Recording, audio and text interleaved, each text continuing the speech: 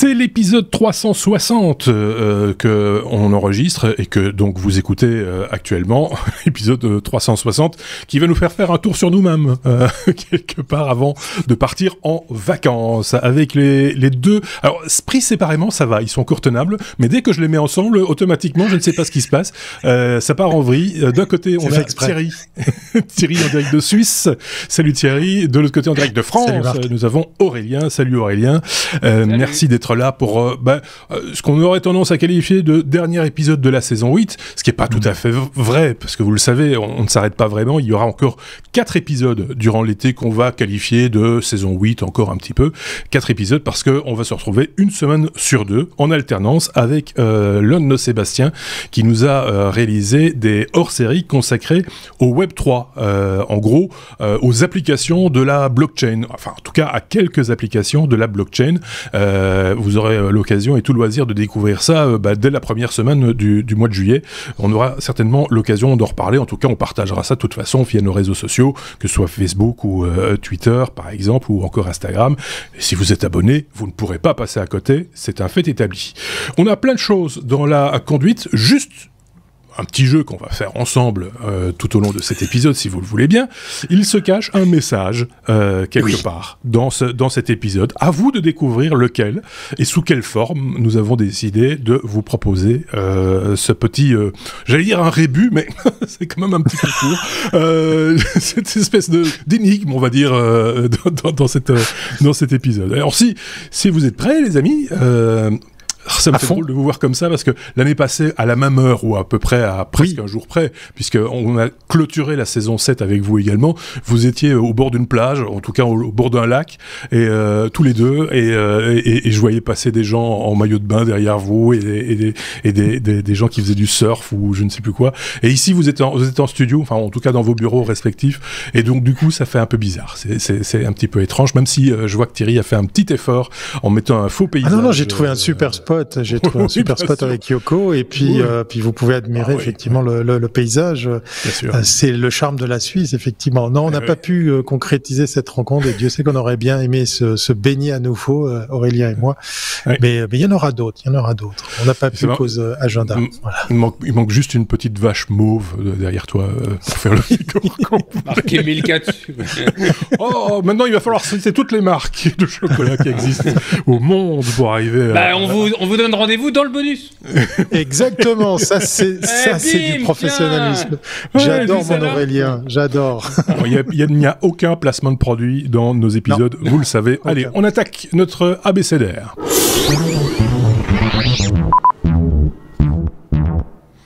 Avec la lettre E. Comme énergie, par exemple. Je ne sais pas qui commence parce que je n'ai pas la bonne conduite sous les yeux. C'est bon. C'est Thierry, je pense. Si je ne dis pas, non, c'est celle-là. C'est celle-là. Ah tiens, ça marche plus. C'est original. Donc, je pense que c'est Thierry. Hein, c'est ça qui va commencer, qui va ouvrir le feu avec c'est des économies d'énergie. C'est toujours bienvenu en cette période. Surtout en cette période un peu compliquée où on nous promet que ça va être encore plus compliqué cet hiver. Ça aurait pu être comme Emphase, puisque c'est une marque américaine que j'ai découvert. Alors je fais référence à un test produit quasiment que j'aurais pu comme ça vous présenter, mais surtout je viens avec l'idée que moi qui ai découvert ça, je pense que ça peut être pas mal de le partager avec vous tous, c'est que si vous êtes intéressé à rentrer dans le schéma de l'autoproduction, l'autoconsommation d'électricité, si vous avez un peu de place pour mettre des panneaux solaires, que ce soit devant chez vous, sur votre maison ou sur la terrasse, mais très souvent on pense au coût que ça représente. Alors il y a les panneaux solaires certes, mais après il y a le câblage et les fameuses batteries pour stocker cette énergie, mais il y a des alternatives et c'est une de ces alternatives que j'ai découvert et qui a plein d'avantages puisqu'effectivement je vais vous parler des micro-onduleurs de Emphase. C'est un petit peu, alors je sais que je vais me faire lyncher dans les commentaires si je fais référence à la fameuse marque à la pomme, sans la citer. C'est un petit peu le standing chez eux qui fait un petit peu référence. On est dans un système très propriétaire, hein, parce que ces micro-onduleurs, ils vont venir se fixer derrière les panneaux. Donc en gros, vous pourriez en mettre un par panneau ou un pour 2 panneaux, hein, ça dépend la puissance. Et c'est un boîtier, c'est assez bluffant parce que ce boîtier, voilà, il est tout noir, il vient se fixer avec une plaque métallique. Et il n'y a aucune vis, il n'y a rien, on peut pas l'ouvrir, c'est moulé, c'est fait pour tenir des températures de malade, c'est sous garantie pendant plus de 20 ou 25 ans, et c'est pas si cher que ça, et ça va en fait transformer le courant continu produit par les panneaux solaires en courant alternatif que vous pourrez injecter dans votre propre réseau électrique pour l'autoconsommer, parce que c'est peut-être plus intéressant au vu du fait que très souvent, en tout cas ici en Suisse, on va vous racheter une brindille, le kilowatt que vous allez produire, autant le consommer directement. Donc en gros, en journée, mettez en route vos lave-vaisselle, votre machine à laver, le congélateur, enfin bref, tous les trucs qui vont consommer, parce que du coup, vous allez pouvoir compter sur cette énergie que vous allez produire vous-même. Et puis, je voulais parler du IQ8 qui vient compléter la gamme, puisque voilà, on injecte du 220 volts dans son réseau. Mais s'il n'y a pas de réseau, s'il y a une panne, par exemple, si on est en France, il y a une panne chez EDF, eh bien, vous pourriez quand même continuer avec des boîtiers de sécurité, des contrôles et des applications pour gérer tout ça. Vous pourriez quand même rester sous tension et ainsi avoir de l'énergie là où les anciens modèles, s'il n'y a pas de courant dans votre réseau, il n'y a pas de génération des panneaux solaires pour en fait protéger celles et ceux qui auraient à manipuler, je sais pas, une installation électrique ou ce genre de choses. On est autour des 200 €, moins de 200 € par boîtier. Donc en fait, je trouve que ça reste assez abordable. J'ai pas vu ici en Suisse de pénurie par rapport aux panneaux solaires. On en trouve assez facilement. Donc voilà, je suis en plein là-dedans. Je me suis dit, tiens, je vais mettre en place plusieurs panneaux et des micro-onduleurs pour essayer de économiser sur la facture d'électricité. C'est peut-être une piste à creuser. Voilà. T'as fait appel à un installateur ou tu fais ça toi-même? Alors j'ai fait ça tout seul. On vous conseille, on n'arrête pas de vous le dire, que ce soit chez Enphase, que ce soit les tutos en ligne, que ce soit les installateurs. Je vais te raconter une petite anecdote très courte. Hein. Je me suis dit, je vais quand même contacter mon fournisseur d'électricité pour qu'il me propose un projet. Alors il y a un site internet en ligne, il y a tout qui est fait pour dimensionner l'installation, ce genre de choses. Alors j'ai décroché un rendez-vous, mais début octobre, voilà. Ça me donne une idée. Voilà pourquoi j'ai pris les devants et j'ai fait le nécessaire. J'ai des bases en électricité et en électronique qui me permettent de faire par moi-même. Je vous conseille pas de le faire parce que c'est quand même relativement dangereux suivant les cas de figure. Hein. C'est quand même du courant fort ou en tout cas du courant alternatif qui peut représenter un danger. Mais il faut reconnaître que c'est assez simple et dans les accessoires et les modules qu'on vous propose chez Enphase, il y a tout pour faire. En France, il y a même le boîtier de raccordement avec les protections qui se vend déjà tout prêt. Donc c'est relativement simple. Ouais. Moi, je pense que ce qu'il faut dire aux gens, de manière générale, qu'ils soient technophiles ou non, c'est de se documenter, bien se documenter, parce qu'il y a toujours des choses, des technologies. Moi, l'électricité, je connais bien, l'électronique aussi, mais j'ai plus beaucoup touché pendant des années et j'ai fait d'autres métiers. Et donc, du coup, moi, quand je regarde maintenant une vidéo de jeunes gens qui sont dans leurs études d'électronique ou même d'électricité, wow, ça aurait été chouette à mon époque, parce qu'il y a des trucs, des évolutions qui est assez, je vais dire extraordinaire. Non, mais en tout cas, il y a de belles évolutions. Et tant mieux d'ailleurs, c'est évident. Donc, autant bien se documenter, même si on pense savoir, il faut quand même mieux se documenter. Je voyais le pouce levé, le doigt. Oui, j'ai envie de dire quelque chose, Aurélien. Le petit doigt, l'Aurélien, c'est le. Oui. Oui, j'ai une petite question. Donc, d'après ce que je comprends, c'est un système solaire sans stockage. Donc c'est. Ouais. C'est ça l'alternative que je trouvais intéressant, c'est que tu peux les chaîner. Donc en gros, tu imagines que chaque micro-onduleur vient se mettre sur une chaîne en parallèle, en série, on va plutôt parler de série, pour la production du 220, que tu injectes dans ton habitat. et tu le consommes. Voilà. Et le surplus, tu peux effectivement, s'il y a surplus, le vendre, hein, parce qu'effectivement, il peut avoir des cas de figure où tu as un surplus, mais c'est pas très intéressant ici en Suisse au vu du faible coût auquel on te le rachète. D'accord. Donc en fait, c'est une production d'électricité d'appoint diurne, diurne sans stockage. Ouais. Voilà, exactement. Je pense que ça tue le coût complet de l'installation d'un facteur assez important, à mon avis. Donc il y a ça, et puis c'est ce qu'on conseille aussi, et ça si vous allez sur des chaînes YouTube ou sur des sites de néo-autonomistes, comme on dit, ils vous le diront, il faut le meilleur rendement qui soit, c'est de consommer l'énergie quand on la produit, et donc faire tourner votre lave-linge au moment où il y a du soleil et pas la nuit, quoi. Oui, il y a même des boîtiers maintenant qui vont shunter, par exemple, le boiler, le chauffe-eau, pour qu'il se charge la journée. Et s'il devait en complément le faire la nuit, ben on vient sur un tarif préférentiel, parce qu'il existe aussi maintenant ces installations, on peut partir sur un tarif préférentiel. Mais pour un petit ménage, ça peut très bien fonctionner, effectivement, en journée pour faire des économies. Ouais. Ok, bon, évidemment, ici, on vous a présenté Enphase, il y en a plein d'autres. Il y en a d'autres, évidemment, vous les trouverez. Petit message technique et personnel et de service à l'adresse d'Aurélien. Tu peux monter un tout petit peu ton micro. On va t'entendre beaucoup mieux dans les prochains instants, parce que l'abécédaire se poursuit. Et on arrive à la lettre E comme étonnant. Quand le son peut se voir. Ça, c'est quand même un petit peu particulier. On parle de microphone optique. Ça m'intrigue, Aurélien. Ah ben ça, j'étais sûr que ça allait te plaire. Donc oui, c'est une petite news de la semaine de deux chercheurs de l'université Carnegie Mellon aux États-Unis. Alors, je vais les citer quand même. Mark Scheinin et Dorian Chan, qui font partie du laboratoire d'illumination et d'imagerie de l'Institut de robotique. Et ils ont fait une petite communication lors d'une conférence I3E CVF 2022. Donc ça avait lieu au mois de juin. Je reparlerai de cette conférence, la CVPR, dans lequel donc il y aura deux news deux news dans cet épisode. On en reparlera. Donc le microphone optique, c'est quoi? L'idée, c'est de dire, voilà, j'ai face à moi un orchestre et je veux être capable d'enregistrer le son de chaque instrument sans être perturbé par le son des autres instruments. Donc, je cherche une technique pour isoler et de manière très précise le son produit par un instrument.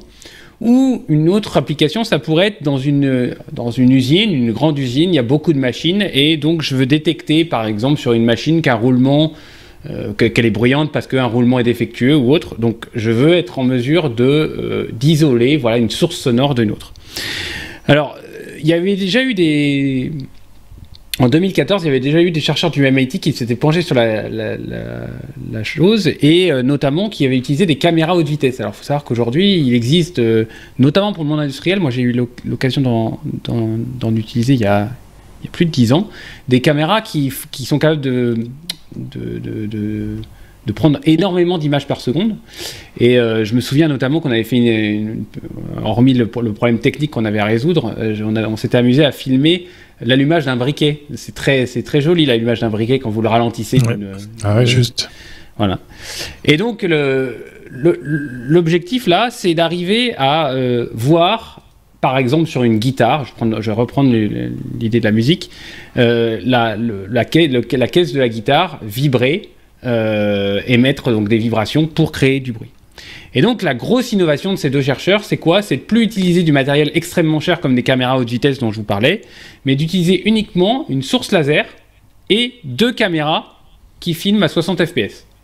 C'est du matériel, on va dire, relativement classique. Ouais.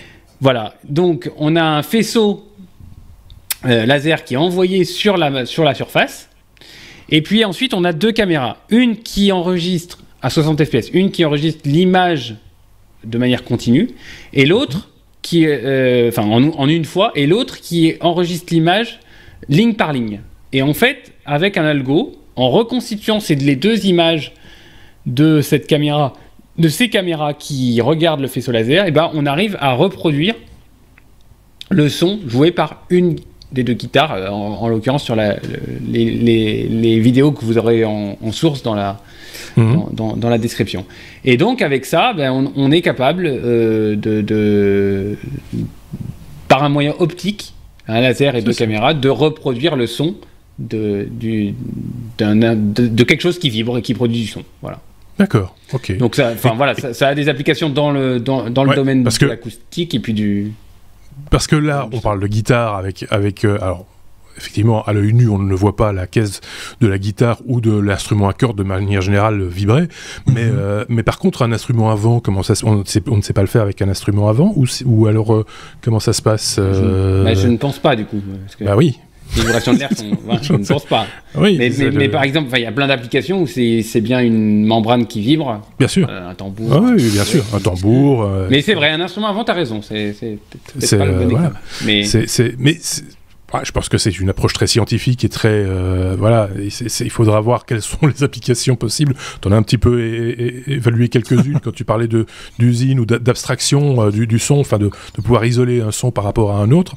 Mais c'est quand même très particulier comme technologie. Je sais pas ce qu'en pense Thierry. Moi, ça me fait penser, je sais pas si c'était du domaine du réel ou bien un film de science-fiction, mais voilà, le laser qui pointe sur une vitre d'un immeuble parce que derrière il y a quelqu'un qui parle et on arrive avec la vibration de la vitre réécouter malgré la longue distance ce qui se dit. Donc je sais pas si cette techno vient du monde de l'espionnage pour tout compte fait arriver dans le civil. En tout cas, ça me fait penser à ça. Et puis pour l'instrument avant, je pense que même si on est sur un saxo, on doit, je pense, pouvoir mesurer une sorte de vibration dans le métal qui doit être perceptible. J'ai l'impression. Après, la flûte de Pan, c'est peut-être plus dur, je sais pas.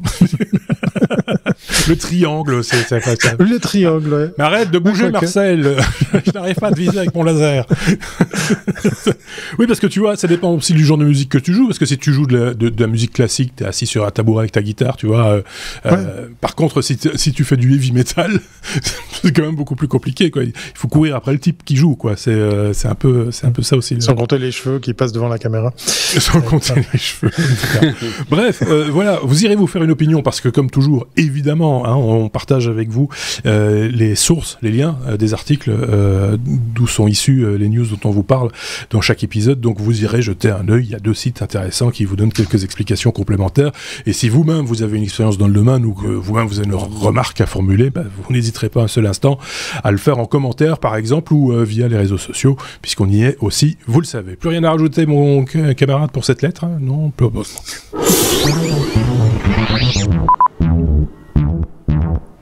Du coup, on passe à la lettre suivante. La lettre E comme eau. Quand l'air se transforme en eau, ça va être difficile à un moment. L'air qui se transforme. Alors déjà, le son qui se transforme en vibration et en image. Alors maintenant, c'est l'air qui se transforme en flotte. C'est Thierry, à mon avis, qui va nous parler de ça. De quoi s'agit-il ? Oui, on a bossé avec Aurélien, là, ça fait des mois qu'on bosse sur ce numéro spécial avant la pause estivale. Et puis comme il fait chaud, peut-être que vous allez avoir envie de vous désaltérer, mais si vous êtes paumé, je sais pas moi, par exemple au milieu du désert, c'est un petit peu plus compliqué.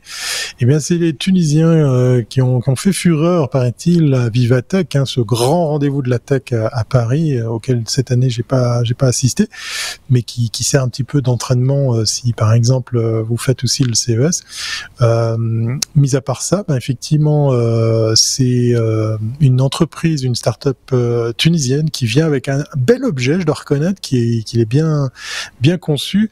Il y a des tonnes de filtres, il y a une grosse contenance en matière de stockage. On parle d'un appareil qui peut comme ça subvenir à des besoins en eau pour carrément une petite famille de plusieurs personnes. Ça s'appelle Cumulus, voilà, comme les fameux nuages. C'est écrit avec un K. Et particularité du modèle économique, c'est que il se loue l'appareil parce qu'en fait, le concepteur a imaginé un appareil où il vend de l'eau, puisqu'en gros, il y a toujours de l'eau dans l'air, hein, même si vous êtes au fin fond du désert. On va par exemple pouvoir compter sur une dizaine de litres d'eau par jour si vous êtes dans le désert marocain, tunisien, là où peut-être dans les Émirats, puisqu'il parlait de plusieurs pays où il fait très chaud, on peut aller jusqu'à 30 voire 40 litres par jour. C'est assez bluffant. Donc il y a une série de filtres qui vont comme ça capturer un procédé qui va recréer le phénomène de la condensation. Ça va passer par des filtres pour que cette eau soit potable, et l'appareil est assez volumineux puisqu'en fait il sert aussi de réservoir, donc il est assez autonome, en fait il est assez simple d'entretien.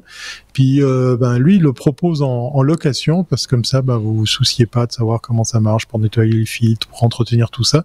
Ouais. Puis en gros sous son bec, sous sa forme pointue à l'avant, il y a un mitigeur, et vous pouvez vous servir d'eau qui vient du ciel, voilà, qui vient de l'air. C'est un procédé pas nouveau, mais là je trouve intéressant parce qu'il a été bien industrialisé, il a une belle allure, et puis j'ai pas les prix par contre pour la location, mais au niveau performance je le trouve assez efficace, quoi. C'est une belle innovation. Je pense que j'ai parlé de ce principe-là dans une chronique radio il y a une vingtaine d'années. Oui, le principe n'est pas jeune. Ouais. Et l'idée, ça s'appelle pas un déshumidificateur ? Mais voilà, c'est ça l'idée. Voilà, en fait, à un moment donné, on avait parlé de ça, je pense que c'était aux alentours de 2002, 2003, quelque chose comme ça, et l'inventeur, entre guillemets, ou en tout cas l'entreprise qui avait étudié la faisabilité de cet outil, disait, ça va remplacer à terme vous savez, les bonbonnes d'eau que vous avez dans les bureaux, par exemple, en allant chercher l'humidité qui se trouve effectivement dans l'air. Et l'autre idée sous-jacente, c'était également d'installer ça dans l'ISS, pour capter l'humidité ambiante, l'humidité, la condensation dans la station spatiale internationale, c'est l'ennemi de l'électronique, hein, je pense que ça, vous avez compris l'idée. Et donc l'idée, c'était de pomper cette humidité pour ensuite la récupérer sous forme d'eau pouvant être consommée. Donc c'est pas neuf. Par contre, qu'il y ait un modèle économique et un modèle industriel, oui, ça c'est peut-être un petit peu neuf. Alors, quand tu dis, Thierry, que vous préparez cet épisode depuis des mois, ne te moque pas de nous. L'article sur lequel tu te bases date d'il y a 2 jours. Donc, faut pas non plus raconter. Ah non, mais attends, la temporalité en Suisse est très très particulière. Ah oui, c'est ça. Ça doit être ça. Tout il va nous dire que c'est lui qui a écrit l'article. On n'a pas même le fuseau horaire, je crois, avec la Belgique, il me semble. Je sais pas si avec l'Europe, tu veux dire, avec le monde libre. Je sais pas si Aurélien voulait rajouter un truc. Il faut le brancher. Oui. Le déshumidificateur ou pas ? Oui, non, parce que sinon ça marche pas. Ça marche pas. Enfin, c'est comme beaucoup de choses. Il faut un peu d'énergie quand même. On peut imaginer que ça marche avec du solaire pour le coup. Oui, mais ça, je vous renvoie à un excellent épisode, le 360, c'est-à-dire cet épisode-ci, à la lettre E. Vous allez trouver certainement ce que vous voulez, effectivement.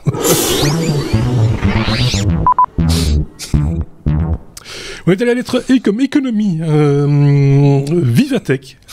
On n'en a pas beaucoup parlé dans nos épisodes parce que vous le savez, nous on n'est pas tenu de parler on est tenu de rien faire en fait. On parle de ce dont on a envie de parler, enfin en tout cas nos chroniqueurs parlent de ce dont ils ont envie de parler. S'ils n'étaient pas à Vivatech, ils n'ont pas eu envie de parler de Vivatech, et puis ils n'ont pas vu d'informations qui les a beaucoup excités, ou voilà, je n'en sais rien, peu importe. Je pense que vous aurez trouvé certainement tout ce que vous vouliez savoir sur ce grand salon, enfin ça devient un grand salon finalement, oui. Vivatech, vous aurez tout trouvé sur Internet. L'un d'entre vous voulait quand même épingler un des éléments, en particulier la deep tech. Qui veut en parler ? Qui veut ? C'est moi. Bah oui, vas-y. C'est moi. Oui, c'est un mot qui est apparu il n'y a pas si longtemps que ça. Puis moi, j'en entends de plus en plus parler. On me propose des projets deep tech maintenant. Alors donc, du coup, j'ai épinglé un article de France 24 assez intéressant sur... Donc la deep tech, pour ceux qui ne connaîtraient pas, c'est une innovation issue du monde de la recherche scientifique qui nécessite encore, on va dire, une maturation, une industrialisation, et donc il y a un TRL, donc Technology Readiness Level, qui est faible. Vous avez une échelle qui va de 1 à 9, je crois, si je dis pas de 8 ou 9. Et en fait, plus vous approchez de quelque chose qui est proche du marché, proche de l'utilisateur, plus vous montez dans le TRL. Donc, maintenant, sur Vivatech, on a de plus en plus... Enfin, l'article mentionne le fait que sur Vivatech, on a de plus en plus de projets Deep Tech, et la preuve en est, c'est qu'on peut même maintenant, sur le site de Vivatech, filtrer les projets suivant ce critère-là, Deep Tech. Il faut savoir qu'Emmanuel Macron, en 2019, avait dit je mets sur la table 2,5 milliards d'euros sur 5 ans pour avoir 500 startups dans la Deep Tech. Alors pourquoi ? Pour 2 raisons. Parce qu'il n'y a pas de GAFAM dans ce domaine-là. La technologie, enfin, on va dire qu'il n'y a pas de grands acteurs.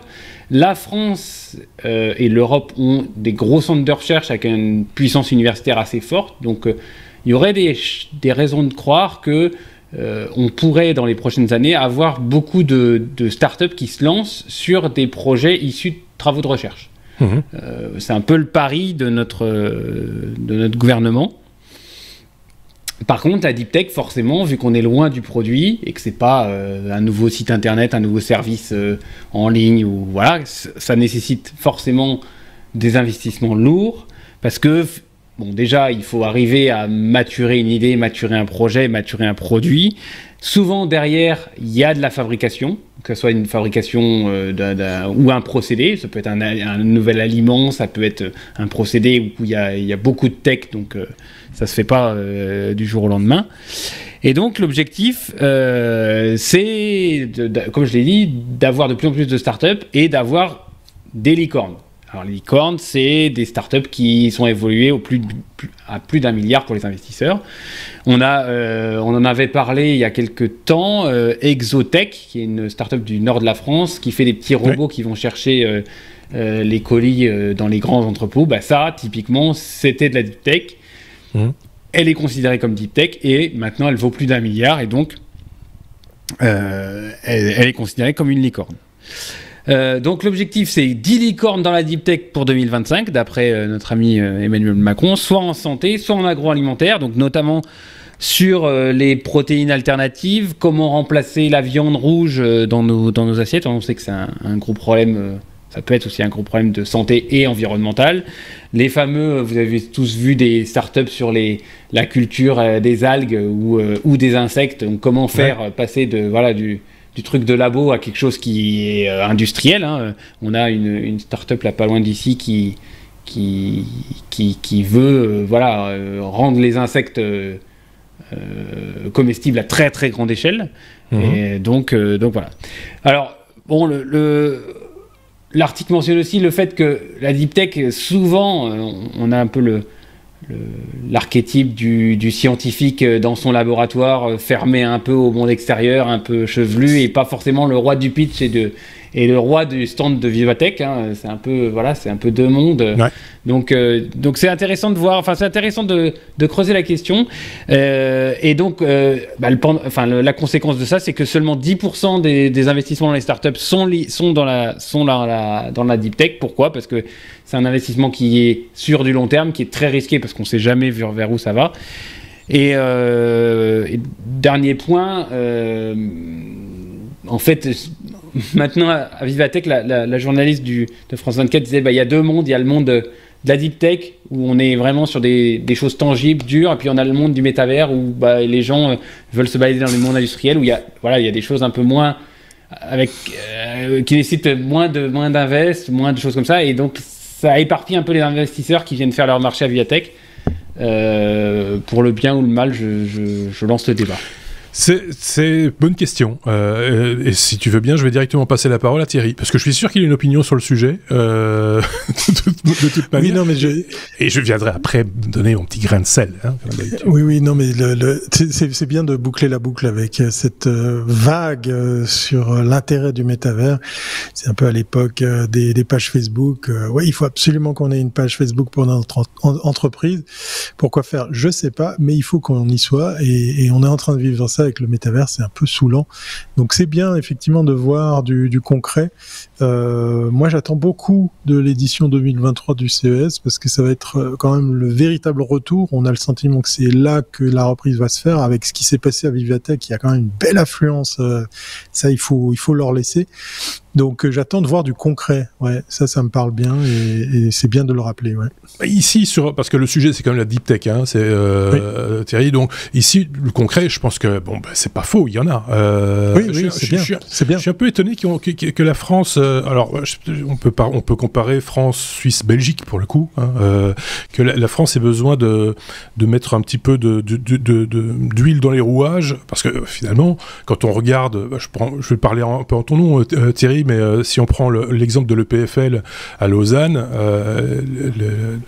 il y a pas mal de privés qui se retrouvent sur le territoire de l'université, de l'école, et les accointances entre le privé et l'université sont quand même assez connues. Des spin-offs de certaines universités belges, l'UCL, l'ULB, etc., par exemple, pour ne pas les nommer, il y en a aussi quand même pléthore qui conduisent souvent derrière des start-up, des entreprises qui sont promises, en tout cas, qui ne sont pas encore des licornes, mais qui sont promises en tout cas de riches avenirs. Donc c'est le cas par exemple dans les biotech en Belgique, je sais pas, en Suisse peut-être que c'est autre chose. Donc je suis assez étonné que tout d'un coup on mette ça dans la lumière plus qu'autre chose en France, mais tant mieux, j'ai envie de dire. Un dernier avis, une opinion, un commentaire à mon commentaire ou pas? On va changer de c'est tout bon. C'est une manière de voir un truc de fou. Un truc donc, de fou. Voilà. Comme toujours, c'était mon petit commentaire à moi. Si vous voulez en rajouter une petite louche, n'hésitez pas. Les commentaires, pour vous qui nous écoutez, sont là pour ça, quelle que soit la plateforme sur laquelle vous vous trouvez. Mais le plus simple pour se retrouver, c'est encore lestechno.be.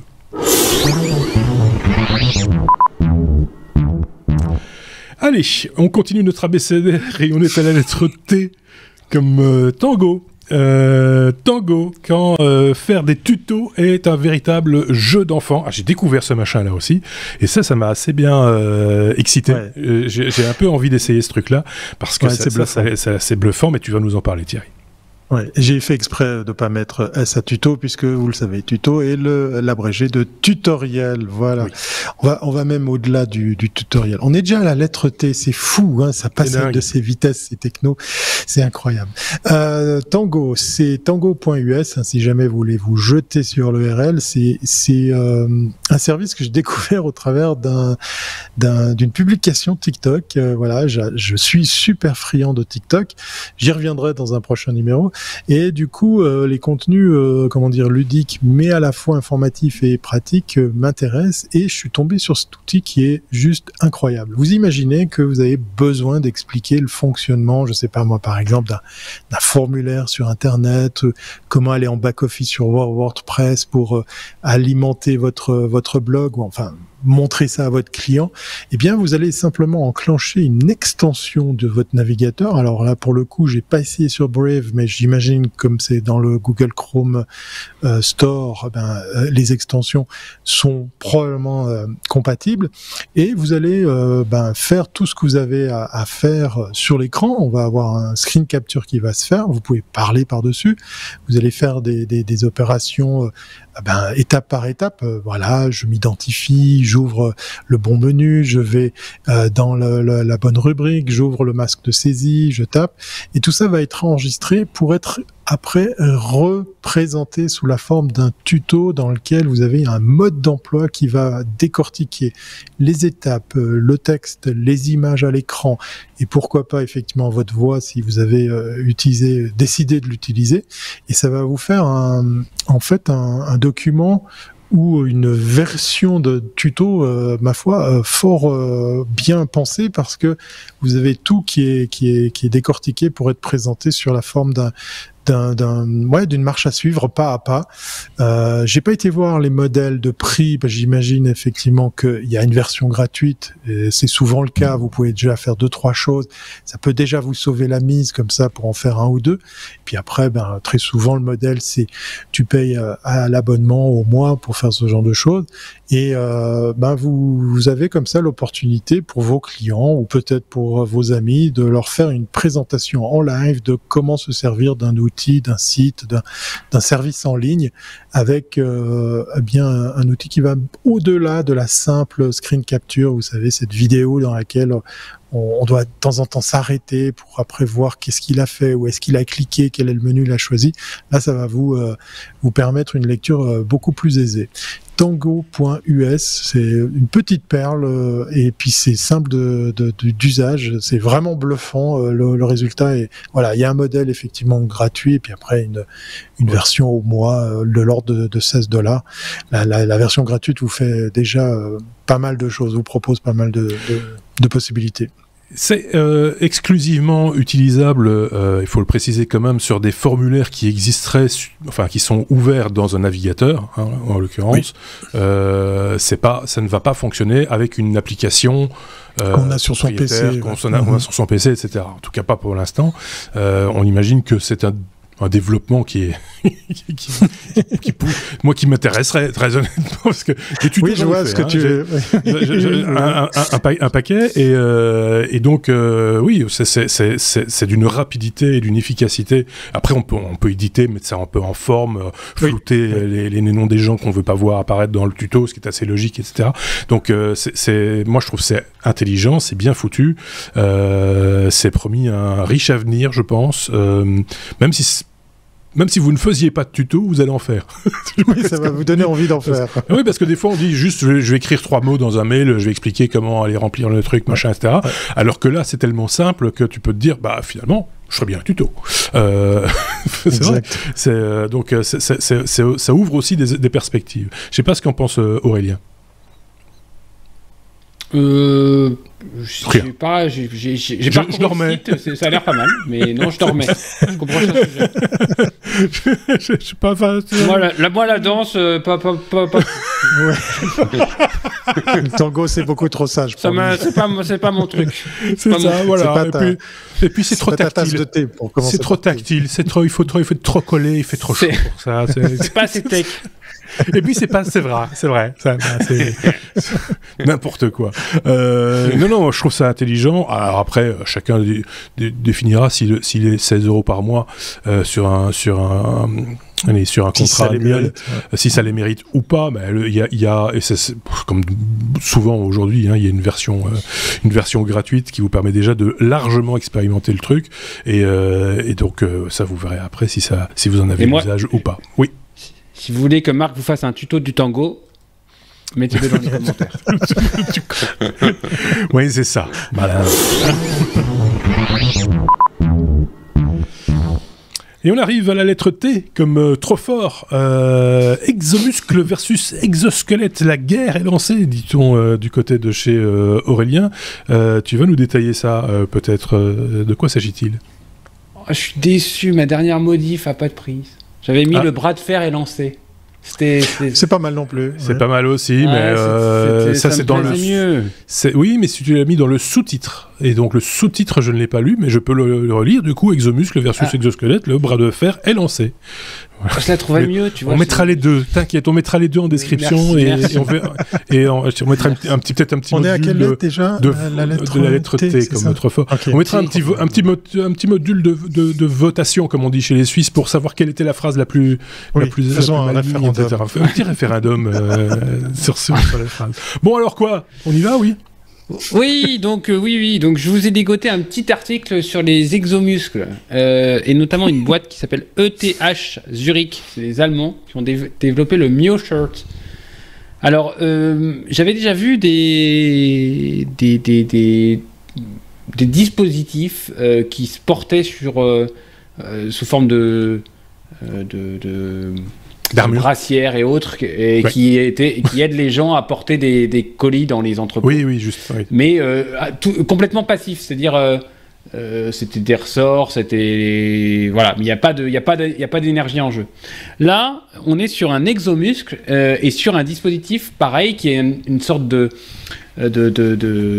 textile, de bande textile que vous avez sur vous, et à l'intérieur, derrière vous, vous avez un petit moteur qui vient tirer sur des câbles. Je vais expliquer ça après.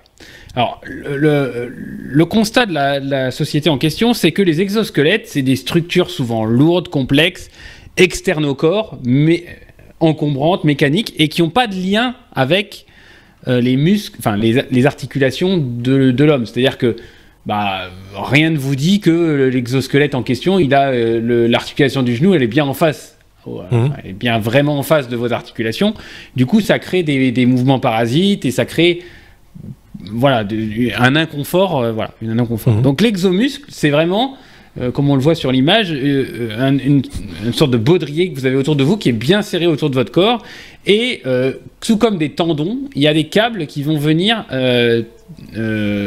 vous aider à porter une charge. Et là, en l'occurrence, on voit ils vont porter une bouteille d'eau à bout de bras. Et donc, comment ça fonctionne ? Donc, comme je l'ai dit, on a un gilet avec des câbles et des moteurs. Et à l'intérieur du gilet, c'est bardé de capteurs et il y a des accéléromètres qui analysent votre mouvement en temps réel. Et dès que vous commencez à initier un mouvement, par exemple, pour prendre une bouteille d'eau et la tendre à bout de bras, on va le soft en temps réel va venir deviner quel mouvement vous allez faire et va venir vous aider en activant les moteurs qui vont venir comme des tendons tirer et vous assister dans ce truc.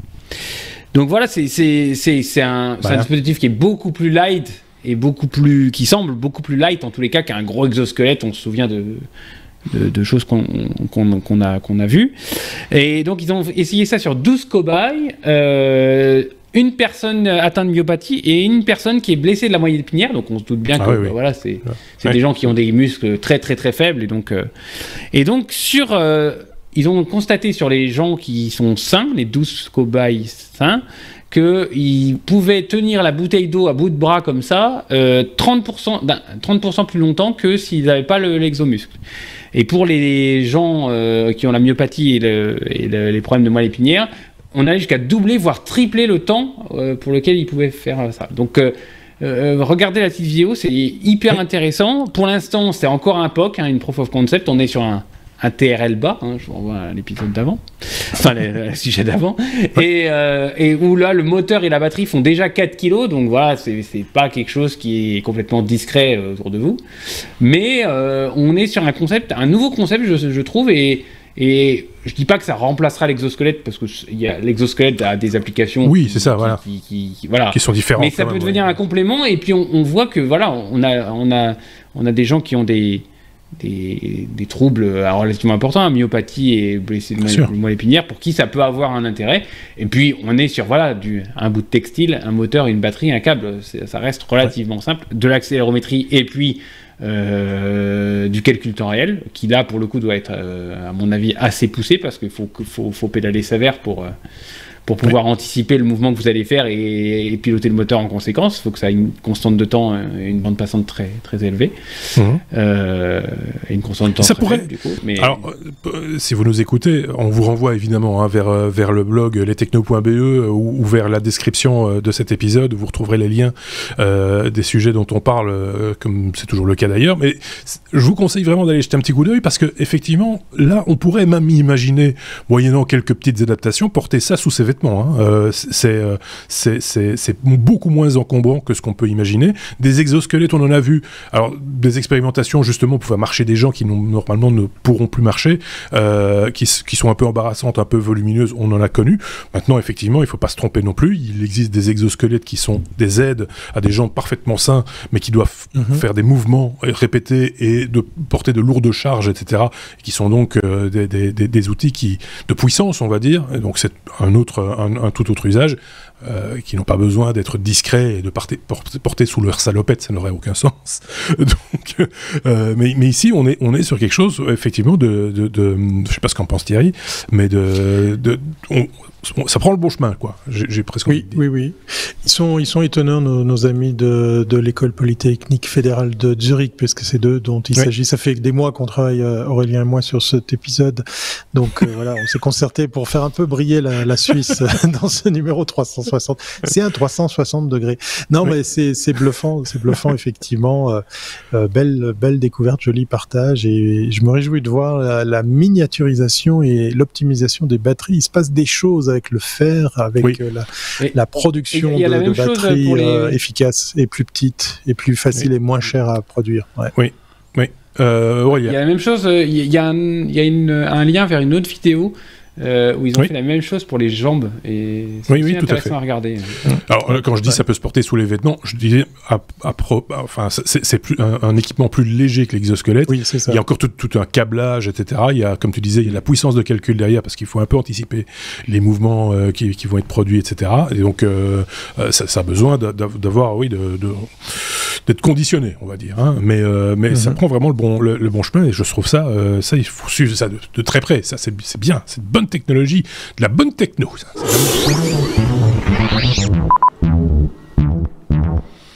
On arrive tout à fait naturellement à la lettre T comme T-Mobile. Heureusement que c'est pas Playmobil, parce que ça aurait fait la lettre P, ce qui n'a aucun sens dans ce qu'on veut faire. Donc T comme T-Mobile. Quand un opérateur vend ses données, ça c'est pas chic. C'est Thierry, évidemment, qui vient avec ce. Oui, c'est moi. Ouais. Avec un T avec un T comme Thierry. T comme T, voilà, exactement. On est à quelle lettre déjà ? Oui, la lettre T. Mettez dans les commentaires si vous avez trouvé l'énigme de cet abécédaire. Trop gentil.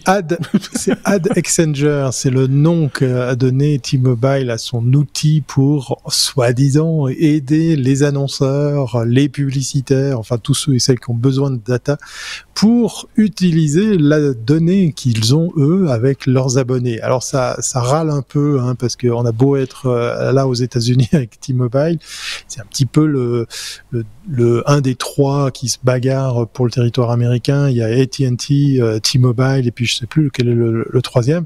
Et T-Mobile veut nous faire croire, à coup de grands renforts de publicité, que ils vont anonymiser les datas pour en fait faire quelque chose qui pourra, par exemple, sortir les habitudes de consultation, les habitudes de déplacement, les habitudes d'installation d'applications et ce genre de choses, pour que de façon anonyme, ça puisse servir des annonceurs, des publicitaires qui pourraient comme ça lancer des campagnes au travers de cet outil qui s'appelle le Ad Exchanger. Et puis du coup, il y a aussi une app, alors je sais plus qui est à l'origine de ça, une app qui va scanner votre téléphone pour savoir quelles sont les données qui sont utilisées. Ça devient de plus en plus compliqué, hein, parce que d'un côté, on a une efficacité assez redoutable du côté d'iOS pour empêcher effectivement, Facebook, c'était le premier à râler, hein, empêcher effectivement le lien avec votre téléphone, ce qu'il y a dedans, et les plateformes sur lesquelles vous allez vous promener, ou vous allez interagir, Et puis, toutes ces promesses qu'on nous fait, hein, comme l'abandon des cookies, Google en est pas à sa première annonce, mais il y a d'autres alternatives. On peut par exemple identifier le déplacement d'un téléphone simplement parce que il se connecte à un Wi-Fi ouvert, parce qu'on reconnaît sa MAC adresse, mais il existe déjà des programmes. La MAC adresse, c'est cette adresse physique qu'a votre device, hein, comme une carte réseau, comme un dongle Wi-Fi. Le téléphone c'est pareil, c'est ces fameux chiffres et ces lettres séparées chaque fois par 2 points. Il existe des alternatives pour un peu, comme on dit, noyer le poisson, faire changer tout ça pour que la MAC adresse soit plus rattachée à un individu et puis qu'on puisse un petit peu le tracer. C'est quand même une drôle d'annonce. J'ai pas vu beaucoup de médias, s'offusquer sur ce qu'annonce T-Mobile. On a le sentiment que les gens se réveillent, parce que ce qu'a fait Apple en protégeant ses utilisateurs porte préjudice a priori aux annonceurs. parce que là, il faut pas se leurrer. Un des clients tout trouvés de T-Mobile, ça risque d'être Facebook, puisque Facebook a plus la possibilité d'aller grailler comme ça dans votre smartphone pour savoir où vous allez, quand vous le faites, et puis à quelle fréquence vous le faites. Et puis d'un autre côté, c'est un peu triste que ce soit l'opérateur qui se retrouve à faire ce genre, à mettre en place ce genre de pratique. On n'a pas fini. Je pense qu'on n'a pas fini. On a vu, je crois que ça a été traité dans un autre épisode des Technos, que même si vous désinstallez la plupart des applications un peu douteuses sur Android, eh bien Android se fait fort de quand même vous géolocaliser à votre insu, de quand même un petit peu scanner ce que vous faites, à quelle fréquence, etc. On parle d'une vingtaine, voire plusieurs dizaines d'interactions sur une journée. Ça commence à faire réfléchir, et j'ai vu pas mal de gens revenir à des anciens téléphones où on fait que téléphoner. C'est le grand retour des, je sais plus comment on les appelle, ils ont un surnom, les téléphones tout bêtes, les téléphones filaires. Les 3310. Les 3310. Alors, sans aller jusqu'au filaire, c'est le retour du téléphone un peu bête, celui où il y avait juste les SMS et puis les appels téléphoniques, parce que voilà, on a un peu assez de se faire traquer. D'ailleurs, pour la petite histoire, avec ce qui s'est voté là, ce qui a été passé aux États-Unis, voilà, exactement. Ah oui, c'est une bonne couleur. Aurélie nous montre riche, son 3310. Si tu veux, je te sors mon 2110 si tu veux. Bien, si vous faites des concours de celui qui est le plus vieux, vous n'êtes pas sorti de l'auberge. Voilà, parce que mais c'est juste pour faire le petit trait d'union avec avec l'antenne rétractable. Ok, d'accord. Moi je dis chapeau. Putain, j'étais venu armé, mais il est bien armé aussi. Oui, il est bien équipé. Voilà, tout ça pour dire qu'il se passe un autre phénomène avec ce choix malheureux dans la loi américaine qui délègue comme ça le choix de la possibilité d'avorter ou pas. Eh bien, il y a pléthore de femmes qui désinstallent les applications de suivi de leur menstrualité, parce qu'effectivement elles ont peur que cette data soit servie à leur encontre, à leur désavantage. Puisqu'effectivement, très souvent, ces datas sont stockées aux États-Unis. Donc, il y a une espèce de prise de conscience il y en a marre d'être traqué sur pas mal de niveaux. Exemple très triste avec un opérateur qui carrément vous met devant le fait accompli avec vos propres données. Voilà. Cookie-Pocalypse Now, c'est le sous-titre de l'article que tu as pointé du doigt, ce qui est assez vrai en fait, mais voilà, donc affaire à suivre. Pour l'instant, c'est aux États-Unis, donc oui, voilà. On a des règles, et là, pour le coup, il faut quand même le reconnaître, la Commission européenne est quand même assez vigilante sur ce genre de choses, et a tendance à quand même à mettre le nez, et parce que le nez là où ça fait mal, ça ne veut rien dire. Mettre le doigt là où ça fait mal, ça c'est beaucoup plus parlant. Donc voilà. Bon, ok, on a fait le tour du sujet T-Mobile.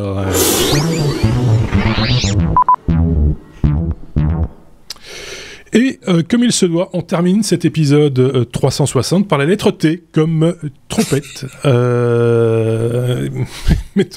Tu aimes le cuivre? Mets ton doigt dans trompette. Donc, c'est pas de moi. Elle est mignonne. Elle est mignonne. Nvidia fait de la trompette à la Nouvelle-Orléans, voilà, qui est un titre de sujet tout à fait sympathique. Mais qui ne veut rien dire.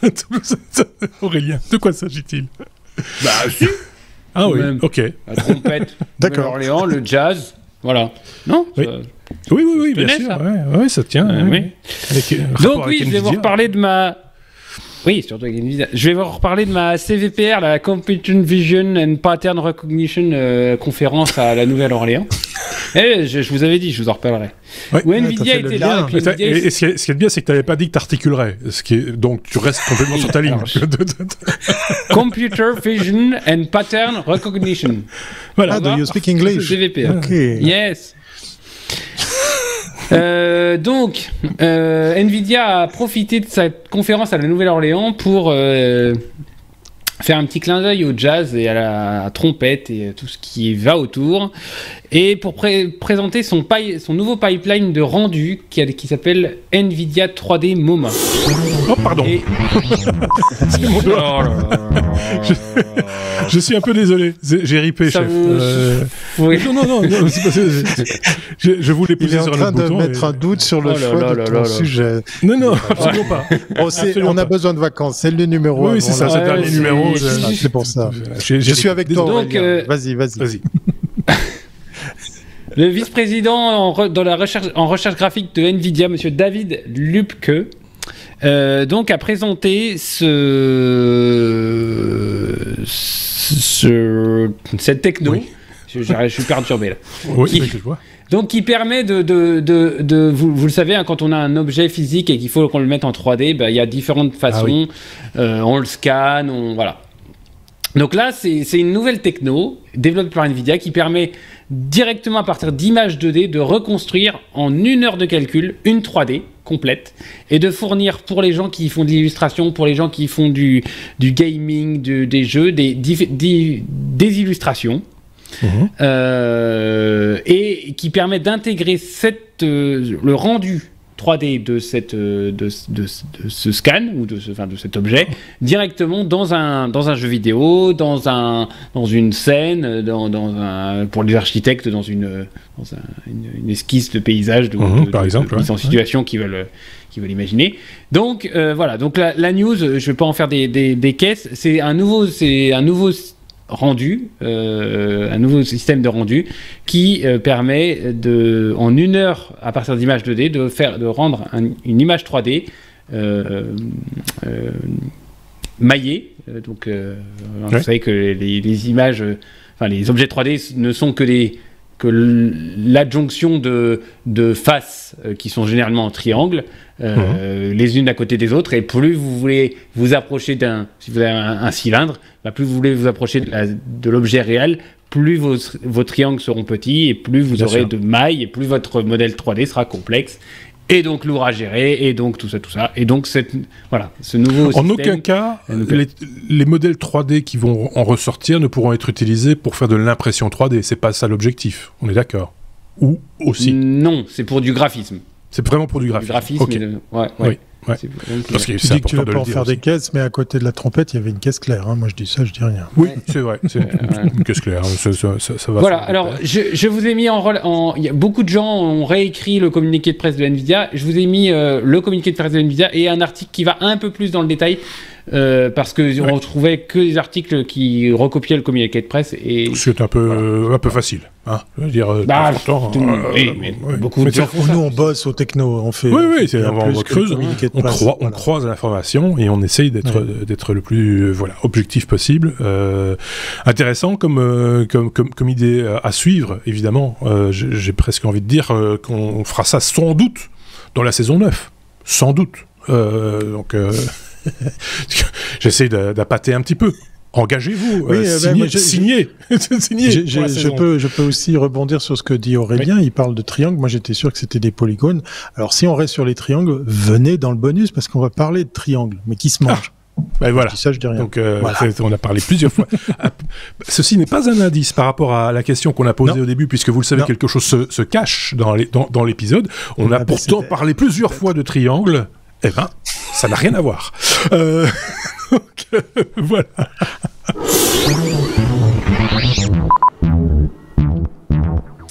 Voilà qui conclut cet épisode 360. J'ai pas envie de dire qui conclut la saison 8, puisque vous le savez, je le répète ici, il y a encore quelques épisodes labellisés saison 8 durant l'été. Vous retrouverez quelques membres de l'équipe. Moi aussi, je vais apprendre à articuler. Quelques membres de l'équipe durant les mois de juillet et août. Donc on va se revoir, on va se reparler, on va commenter des épisodes, on va les partager avec ses amis et on va partir avec nous en vacances. Emmenez-nous avec vous. Je le rappelle, un podcast, ça peut s'écouter aussi à la plage ou à la montagne ou vous voulez. Dans un van. Par exemple, tout est possible. Donc, merci beaucoup Aurélien, qui part en vacances dès demain matin, je pense. Hein, c'est ça? Tu prends la route ou je dis une bêtise? C'est pas là? Si? Non? Non, bientôt, très bientôt. Mais très bientôt. Thierry, lui, il est tout le temps en vacances, il bosse pas. Maintenant, il est suisse. J'ai un van. Et en plus, il a un van. C'est un Suisse, et en plus, il a un van. Faut vous dire s'il bosse pas. Donc, on se retrouve donc tous très très bientôt, sans aucun problème. Voilà, tout ce que j'avais à vous dire. Et oui, bien sûr, le bonus arrive. Peut-être que le bonus est même déjà là. Vous pourrez aller le regarder ou l'écouter très rapidement. S'il n'est pas encore là, il ne saurait tarder. Donc, on se dit à très vite.